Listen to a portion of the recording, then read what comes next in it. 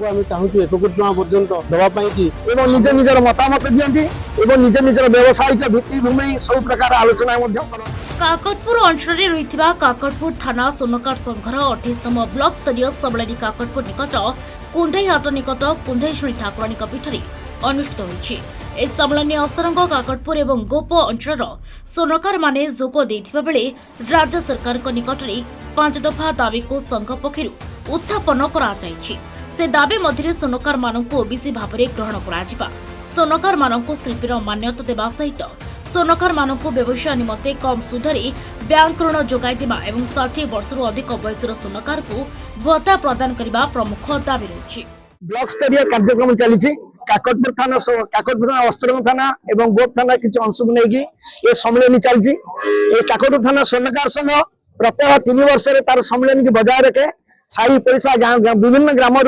बंधु मैंने आसती एवं निज निजर मतामत दियंती एवं निज निजर व्यावसायिक भित्तिभूमि सब प्रकार आलोचना करती। 3टा ब्लॉक को लेकिन आमर ये संगठन अस्तरंग काकटपुर गो ब्लॉक रु किछि अछि आमर संगठन मजबूत आमर जेतिकी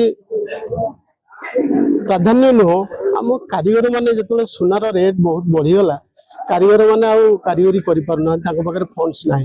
आम सरकार पाखे ये दाबी रखू जे से प्रोत्साहन राशि बढ़िया जाऊ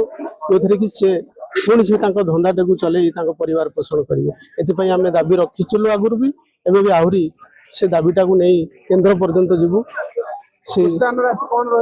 प्रोत्साहन राशि से बहुत कम थिला माने लोन आकार में दौले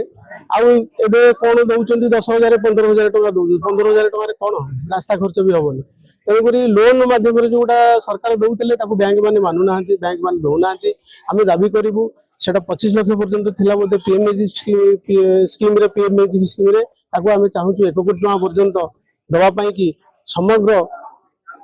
कारीगर जाति करा जाऊ आम ऑल ओडिशा स्तर रे भी आम